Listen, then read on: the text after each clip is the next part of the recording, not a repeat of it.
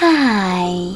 In front of me is POCO F5 Pro, and today I would like to show you how you can open apps in floating window. There are two ways to do it. You can open one of your apps and go into Tab menu. Then look for floating window shortcut, and when you find it, click on it.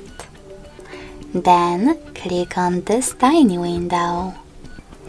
But you can also open your app in the background, hold it, and click on this square icon under the rectangles. Either way, now you can use it in this little window. In order to move it around, hold this line at the top and drag it. Then let go.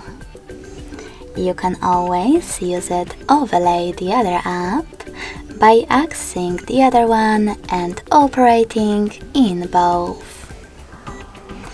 If you wish to, you can turn it into a bubble by clicking on the Home button, and then access it by clicking on the bubble. If you wish to close this window, you can do that in the background. Sorry, misclick. But you can also hold the lower line and drag it all the way up. If you wish to, you can always use your app in full screen view instead by holding the same lower line and drag it down. Thanks so much for watching. If you enjoyed this video, smash that like button, comment and subscribe. Bye!